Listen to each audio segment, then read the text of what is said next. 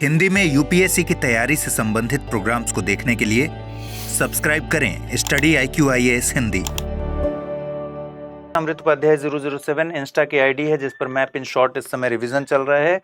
और अमृत उपाध्याय 007 पीडीएफ की आईडी है, पीडीएफ नहीं मतलब टेलीग्राम की, जिस पर पीडीएफ मिलता है आपको। चलिए, जो जो बातें हो चुकी हैं उसमें कुछ बातें और जोड़ लेते हैं। देखिए, एक कन्वेंशन, परंपरा में चली आ रही है ये चीज कि पहले क्या होता था कि ऐसी परंपरा नहीं थी। 11वीं लोकसभा से एक परंपरा की शुरुआत हुई कि जो स्पीकर है लोकसभा का अध्यक्ष होता है वो सत्ता पक्ष की तरफ से होता है। ठीक है, सत्ता पक्ष की तरफ से आता है। हालांकि जो लोकसभा का स्पीकर है उससे ये उम्मीद की जाती है कि वो पॉलिटिकली न्यूट्रल रहे, अनबायस्ड रहे। ठीक है, उसके लिए बहुत सारी व्यवस्था भी की गई है। तो अनबायस्ड रहे, उसको सुरक्षा उस तरह की दी गई है जिससे वो अनबायस्ड रहे। लेकिन हमारे यहाँ ये रवायत नहीं है कि जो लोकसभा का अध्यक्ष चुना जाता है वो पार्टी से इस्तीफा देता है। ऐसा ब्रिटेन में है। ठीक है, हमारे यहाँ नहीं है। लेकिन 11वीं लोकसभा से एक नई परंपरा की शुरुआत हुई कि जो डिप्टी स्पीकर होता है वो विपक्ष से चुना जाता है। तो स्पीकर आ गया सत्ता पक्ष से और सरकार की तरफ से, और जो डेप्यूटी स्पीकर है वो आ गया विपक्ष से। ये कब से शुरुआत हुई इसकी? 11वीं लोकसभा से इस परंपरा की शुरुआत की। परंपरा है, कहीं लिखा हुआ नहीं है, ये परंपरा से ही इवॉल्व हुआ है। डिप्टी स्पीकर जिस भी संसदीय समिति में, पार्लियामेंट्री कमेटी में रहेगा वो ऑटोमेटिकली उसका अध्यक्ष हो जाता है, चेयरपर्सन हो जाता है। तो ये बात भी आपको याद रखनी है कि डिप्टी स्पीकर किसी भी संसदीय समिति का अगर सदस्य हुआ तो वो अपने आप उस समिति का चेयरमैन हो जाता है। ठीक है, अनुच्छेद 94 में लोकसभा के स्पीकर और डिप्टी स्पीकर को हटाने के लिए कोई आधार नहीं बताया गया है, सिर्फ बताया गया है कि प्रभावी बहुमत के द्वारा हटाया जा सकता है। लेकिन जैसे होता है ना कि भाई राष्ट्रपति को हटाने का आधार क्या है? संविधान का अतिक्रमण, एकमात्र आधार है संविधान का अतिक्रमण। तो ऐसा कोई आधार संविधान में जिक्र नहीं है लोकसभा स्पीकर और डिप्टी स्पीकर को हटाने के लिए, बल्कि प्रभावी बहुमत से हटा सकते हैं। एक और बात ध्यान रखिए कि लोकसभा का जो उपाध्यक्ष है, डिप्टी स्पीकर है, वो स्पीकर का सबऑर्डिनेट नहीं है, अधीनस्थ नहीं है, उसके अंडर काम नहीं करता। वो लोकसभा के प्रति जिम्मेदार है। लोकसभा का उपाध्यक्ष लोकसभा के स्पीकर के लिए जिम्मेदार नहीं है, तो वो उसका अधीनस्थ नहीं है, उसका सबऑर्डिनेट नहीं है। ठीक है, उसके अंडर काम नहीं करता। अब लोकसभा अध्यक्ष के कार्य और शक्तियों को अगर देखें तो क्या क्या कार्य और शक्तियां हैं। देखिए, प्राइमरली तो क्या काम है? लोकसभा के अध्यक्ष का काम है लोकसभा की बैठकों का संचालन करना, उसके बिजनेस को संचालित करना, ऑर्डर बना रहे, व्यवस्था बनी रहे। उस व्यवस्था में अगर खलल पड़ रहा हो, लोकसभा के कार्रवाई चलने में कहीं ज्यादा दिक्कत आ रही हो, तो आप कई बार देखते होंगे कि मार्शल्स का प्रयोग किया जाता है। मार्शल्स क्या करते हैं? जो बहुत उद्दंड किस्म के सांसद हो जाते हैं, जो बहुत ज्यादा कार्यवाही में बाधा पहुंचाने लगते हैं, जिनकी वजह से सदन की कार्यवाही बार बार स्थगित करनी पड़ रही है, अंतिम तौर पर क्या करता है लोकसभा का स्पीकर? मार्शल्स बुलवाता है। मतलब कुछ लोग आते हैं, उस आदमी को उठाते हैं, उठाकर बाहर ले जाके छोड़ देते हैं। तो ये कौन निर्णय करेगा? व्यवस्था बनाए रखने का निर्णय लोकसभा के अध्यक्ष को करना है कि किस तरीके से बनाना है, जिसमें वो मार्शल्स तक का प्रयोग करता है। ठीक है, और इस तरह के किसी भी उसके एक्शन को चैलेंज नहीं किया जा सकता। यानी लोकसभा में व्यवस्था को बनाए रखने के लिए जो भी वो कदम उठाता है उसको चैलेंज नहीं किया जा सकता। तो लोकसभा की बैठकों का संचालन करना उसका प्राथमिक कार्य है और व्यवस्था को नियंत्रित करना उसका प्राथमिक कार्य है। संचालन संबंधी निर्णय उसका अंतिम होता है, जिसमें वो मार्शल्स का भी अगर प्रयोग करता है तो कोई ये नहीं कह सकता, कोई उसको चैलेंज नहीं कर सकता। इसमें शामिल है कि अगर जरूरत पड़ी तो वो एक्शन भी ले सकता है सांसदों के ऊपर। ठीक है, दूसरा, कोई विधेयक धन विधेयक है या नहीं, ये कौन तय करेगा? ये लोकसभा का स्पीकर तय करता है। तो कोई विधेयक धन विधेयक है कि नहीं, और धन विधेयक जब हम आगे पढ़ेंगे तो देखेंगे कि धन विधेयक सिर्फ और सिर्फ लोकसभा में ही आ सकता है। लेकिन ये लोकसभा अध्यक्ष तय करता है कि कोई विधेयक धन विधेयक है कि नहीं। इस पर काफी ज्यादा विवाद हुआ था। जैसे आधार को लेकर जो बिल था उसको धन विधेयक बनाकर पेश किया गया था। तो इस तरह के जो इन वजहों से चर्चा में रहा है ये। लेकिन आपको अभी जानना है, हम करंट वाली चीजों को नहीं पढ़ रहे हैं अभी। लोकसभा अध्यक्ष तय करता है कि कोई विधेयक धन विधेयक है कि नहीं। ये इसका एक एक्सक्लूसिव पावर है। ठीक है। अब आपसे कभी पूछे कि राज्यसभा में सभापति तय करता है कि नहीं कि धन विधेयक है या नहीं, धन विधेयक वहां नहीं हो सकता। ठीक है, सिर्फ और सिर्फ लोकसभा में हो सकता है। दोनों सदनों की जब ज्वाइंट बैठक होती है, जब डेडलॉक हो जाता है किसी विधेयक पर, गतिरोध की स्थिति आ जाती है। गतिरोध मतलब क्या हुआ कि जैसे दोनों के बीच सहमति नहीं बनी, ठीक है, या फिर असहमति की ऐसी स्थिति आ गई कि अब उस पर कोई कार्रवाई नहीं हो सकती है, तो वो अब डेडलॉक की स्थिति आ गई, मतलब अब एक विराम लग गया वहां। वैसी स्थिति में किसी कंसेंट तक पहुंचने के लिए, किसी सहमति तक पहुंचने के लिए दोनों सदनों की ज्वाइंट बैठक बुलाई जाती है। जब ज्वाइंट बैठक बुलाई जाती है तो फिर दोनों सदनों की ज्वाइंट बैठक का जो संबोधन होता है, उसकी अध्यक्षता जो करता है वो कौन करता है? संबोधित नहीं, इसको अध्यक्षता कर लीजिए, लोकसभा अध्यक्ष उसको लीड करता है। ठीक है, तो ये भी लोकसभा अध्यक्ष का एक एक्सक्लूसिव पावर है। ये राज्यसभा का सभापति नहीं कर सकता, लोकसभा का अध्यक्ष ही करता है। लोकसभा अध्यक्ष सदन का सदस्य होता है, जबकि राज्यसभा का सभापति सदन का सदस्य नहीं होता। लेकिन राज्यसभा का उपसभापति सदन का सदस्य होता है। लेकिन स्पीकर की बात हो रही है, तो स्पीकर के सामने सभापति को देखेंगे तो सभापति सदन का सदस्य नहीं होता, उपराष्ट्रपति है वो। दूसरा, ये दोनों कास्टिंग वोट डालते हैं, इसमें कोई कंफ्यूजन नहीं रखना है। पहली बार में, फर्स्ट इंस्टेंस में नहीं डालेंगे वोट, लेकिन कास्टिंग वोट डाल सकते हैं। ठीक है।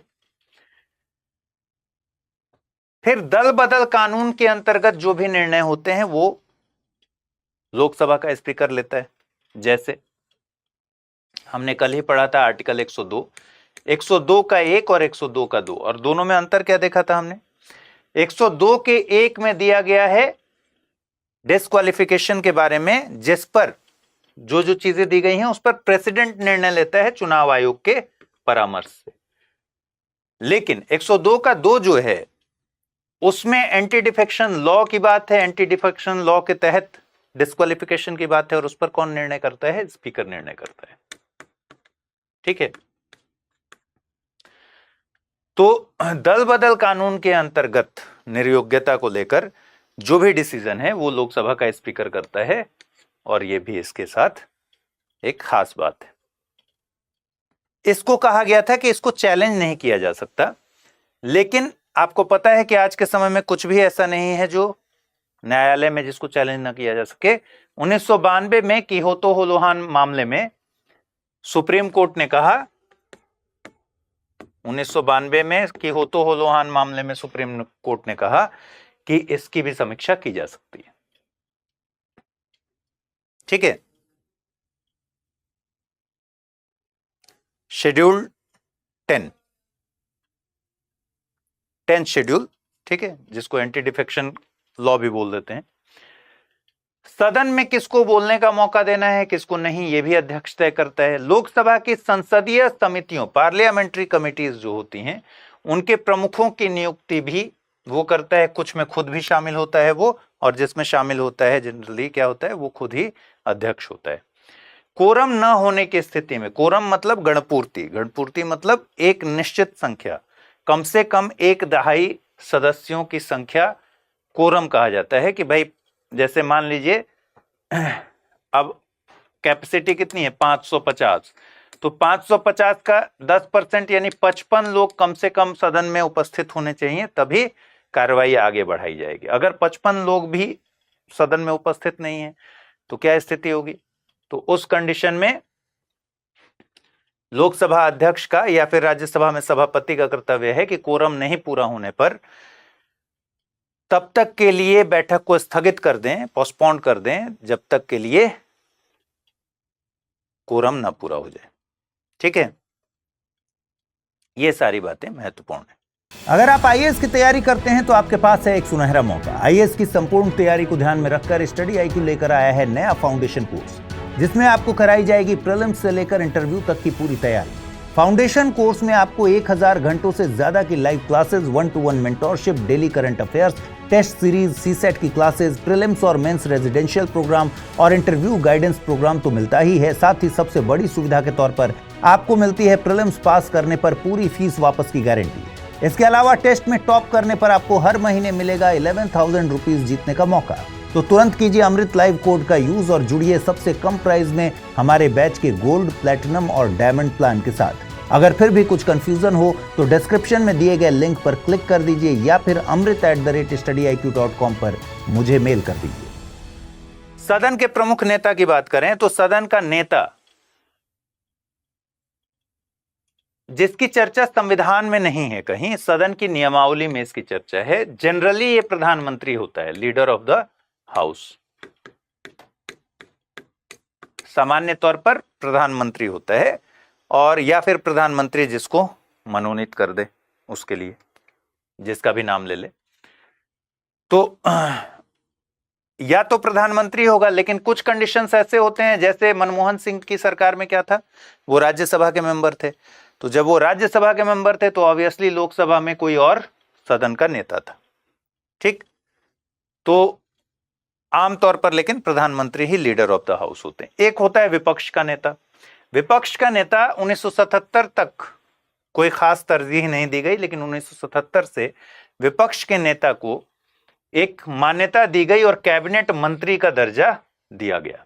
विपक्ष में जो सबसे बड़ी पार्टी के सदस्यों की संख्या अगर कुल सदस्यों के 10% से अधिक होने पर ही विपक्ष का नेता बनाया जाता है, अदरवाइज नहीं बनाया जाता है। विपक्ष में जो सबसे बड़ी पार्टी का के सदस्यों का, ठीक है, नंबर जो होगा, अगर कुल सदस्यों के 10% से ज्यादा हो तभी विपक्ष का नेता बनाया जाता है, अदरवाइज नहीं बनाया जाता है।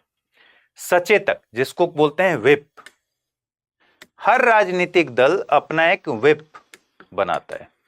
जो आप पूछ रहे थे ना, सचेत व्हिप जारी कौन करता है, व्हिप जारी करता है, उस पर एक आंसर भी आया था कि व्हिप जारी करता है। मतलब व्हिप एक सदन में हर राजनीतिक दल का एक तरीके से एक पद है। तो हर राजनीतिक दल अपना व्हिप बना के रखते हैं। इनका काम क्या है, अपने दल के भीतर अनुशासन बनाए रखना।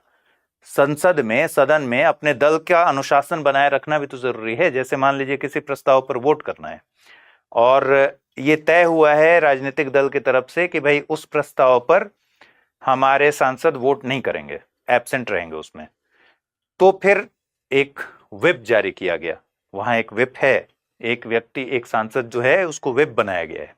उसने एक ऑर्डर जारी किया कि भाई हम सारे लोगों को क्या करना है, इसके पक्ष में मतदान या विपक्ष में, जो भी है, पक्ष में मतदान करना है या मतदान से बाहर रहना है या विपक्ष में मतदान करना है, किसी भी तरीके का निर्देश दे देने पर वो सबको मानना होता है।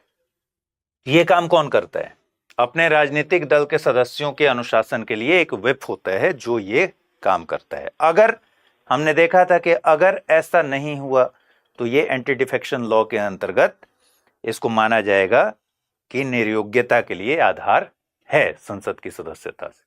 ठीक है, तो व्हिप का उल्लंघन यानी अपने राजनीतिक दल के निर्देशों का उल्लंघन दल बदल कानून के अंतर्गत इसको माना जाएगा। चलिए, आर्टिकल 98, 97 तक कल हो गया था। संसद का सचिवालय, संसद के प्रत्येक सदन का अलग अलग सचिवालय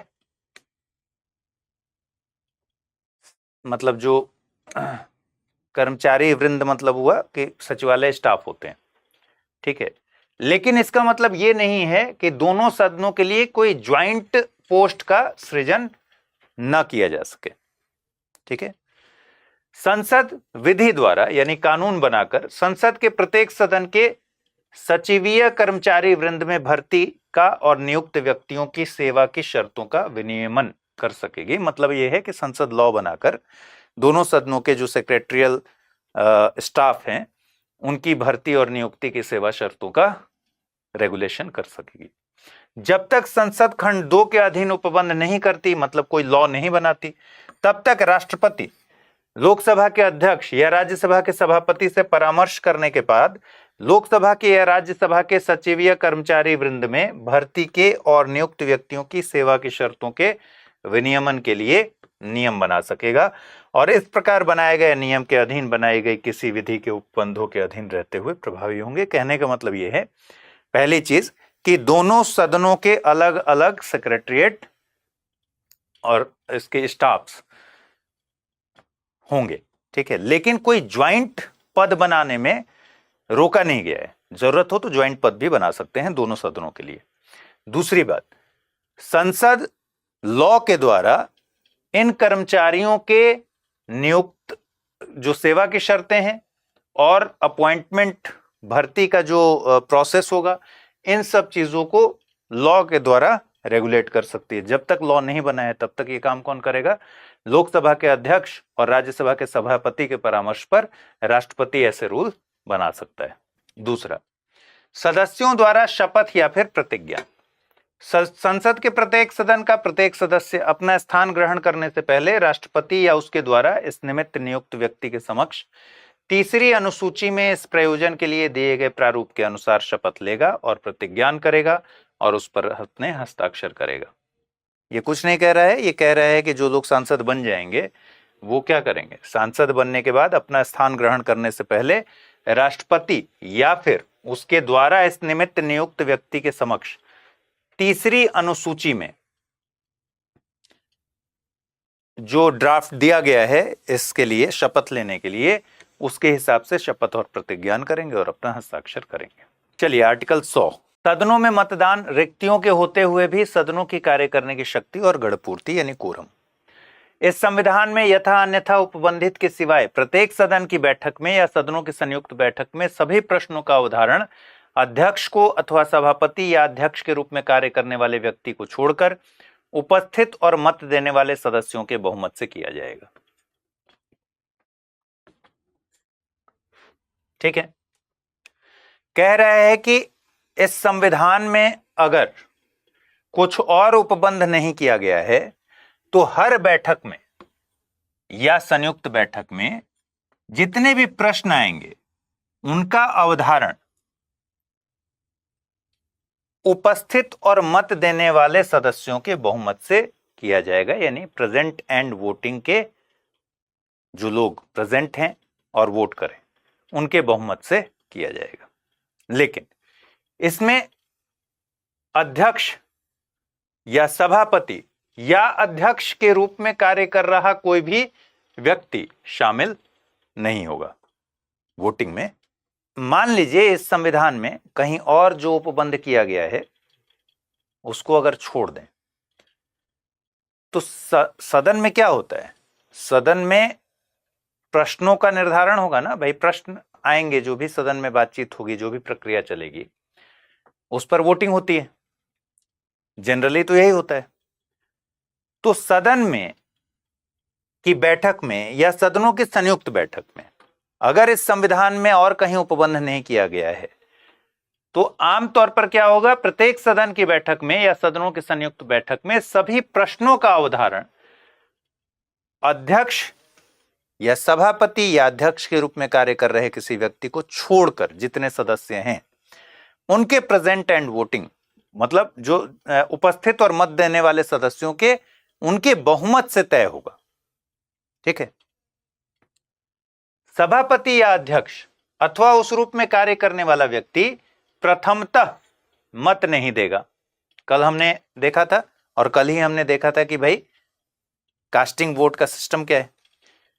तो इसमें साफ साफ 100 में लिखा हुआ है कि क्या होगा, वोट देने के कंडीशंस क्या हैं कि फर्स्ट इंस्टेंस तो ये लोग वोट नहीं देंगे, सभापति या अध्यक्ष, लेकिन मान लीजिए मत बराबर हो गया तो उसका निर्णायक मत, कास्टिंग मत वोट होगा और वो उसका प्रयोग करेगा।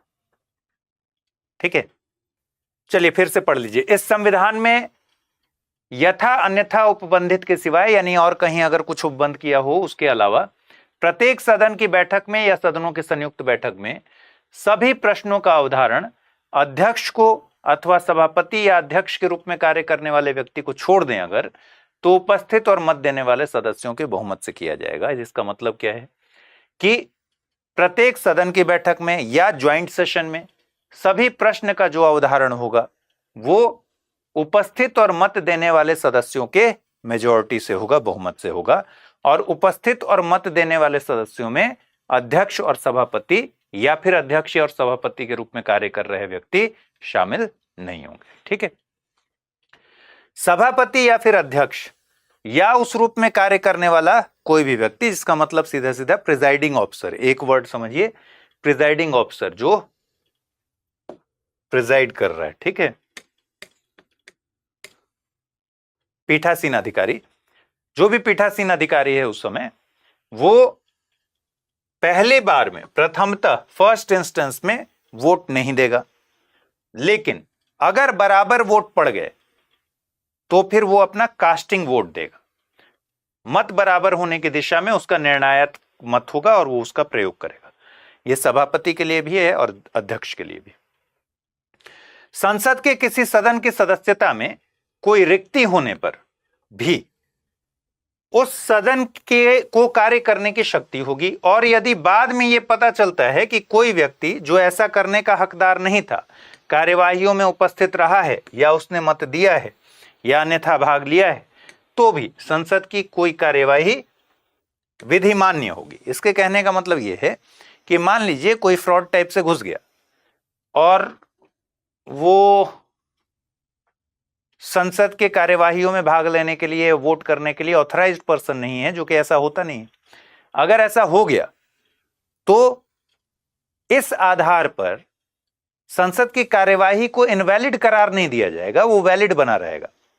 मान लीजिए कोई फ्रॉड आदमी घुस गया है, बाद में पता चला कि ये आदमी जो है ये तो मतलब सांसद है ही नहीं, या बर्खास्त आदमी है पहले से ही और इसने वोट डाल दिया, तो इसकी वजह से अब ऐसा नहीं होगा कि उस पूरी कार्यवाही को ही इनवैलिड कर दिया जाए, वो वैलिड बना रहेगा। यही बात कह रहा है। जब तक संसद विधि द्वारा अन्यथा उपबंध न करे, ठीक है, जब तक संसद विधि द्वारा अन्यथा उपबंध न करे, तब तक संसद के प्रत्येक सदन का अधिवेशन गठित करने के लिए गणपूर्ति यानी कोरम सदन के सदस्यों की कुल संख्या का 10वां भाग होगी। बात स्पष्ट है, 1/10 किसका? सदन का अधिवेशन गठित करने के लिए सदन के सदस्यों की कुल संख्या, टोटल नंबर ऑफ मेंबर्स का 1/10 होगा। ठीक है, यदि सदन के अधिवेशन में किसी समय गणपूर्ति नहीं है तो सभापति या अध्यक्ष या उस रूप में कार्य करने वाला कोई व्यक्ति, इसका मतलब क्या हुआ, प्रिजाइडिंग ऑफिसर, पीठासीन अधिकारी, उसका कर्तव्य होगा कि वह सदन को स्थगित कर दे, पहला, या अधिवेशन को तब तक के लिए निलंबित कर दे जब तक कि गणपूर्ति नहीं हो जाती, कोरम जब तक कि अवेलेबल नहीं हो जाता। मतलब जब तक कोरम नहीं है तब तक वो कार्रवाई नहीं हो सकती। ठीक है, अब आर्टिकल 101, स्थानों का रिक्त होना। कोई व्यक्ति संसद के दोनों सदनों का सदस्य नहीं होगा, और जो व्यक्ति दोनों सदनों का सदस्य चुन लिया जाता है तो उसके एक या दूसरे सदन के स्थान को रिक्त करने के लिए संसद विधि द्वारा उपबंध करेगी। ठीक है, कोई व्यक्ति संसद और किसी राज्य के विधानमंडल के किसी सदन दोनों का सदस्य नहीं होगा, और यदि कोई व्यक्ति संसद और किसी राज्य के विधानमंडल के किसी सदन दोनों का सदस्य चुन लिया जाता है तो ऐसी अवधि की समाप्ति के पश्चात जो राष्ट्रपति द्वारा बनाए गए नियमों में विनिर्दिष्ट की जाए, संसद में ऐसे व्यक्ति का स्थान रिक्त हो जाएगा यदि उसने राज्य के विधानमंडल में अपने स्थान को पहले ही नहीं त्याग दिया है।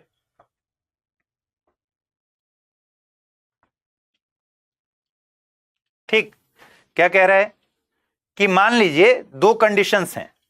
पहला, मान लीजिए कोई व्यक्ति संसद के दोनों सदनों का सदस्य हो जाता है। पहले तो होगा नहीं, लोकसभा और राज्यसभा दोनों का सदस्य नहीं होगा, लेकिन मान लीजिए अगर ऐसा हो जाता है तो कह रहे हैं कि उसके एक या दूसरे सदन के स्थान को रिक्त करने के लिए संसद विधि द्वारा उपबंध करेगी।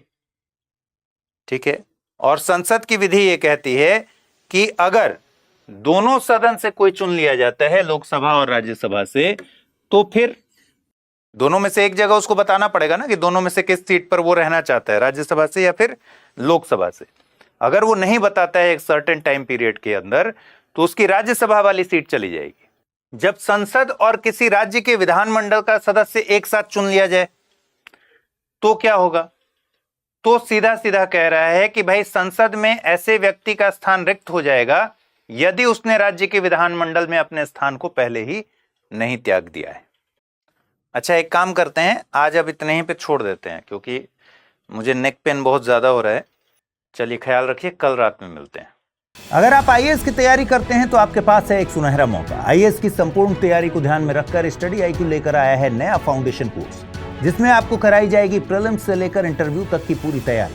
फाउंडेशन कोर्स में आपको 1000 घंटों से ज्यादा की live classes, 1-to-1 mentorship, daily current affairs, test series, CSAT की क्लासेस, प्रीलिम्स और मेंस रेजिडेंशियल प्रोग्राम और इंटरव्यू गाइडेंस प्रोग्राम तो मिलता ही है, साथ ही सबसे बड़ी सुविधा के तौर पर आपको मिलती है प्रीलिम्स पास करने पर पूरी फीस वापस की गारंटी। इसके अलावा टेस्ट में टॉप करने पर आपको हर महीने मिलेगा 11,000 रुपीज जीतने का मौका।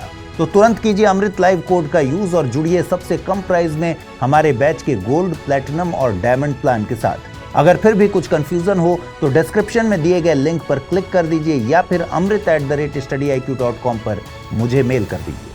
हिंदी में यूपीएससी की तैयारी से संबंधित प्रोग्राम्स को देखने के लिए सब्सक्राइब करें स्टडी IQ IAS हिंदी।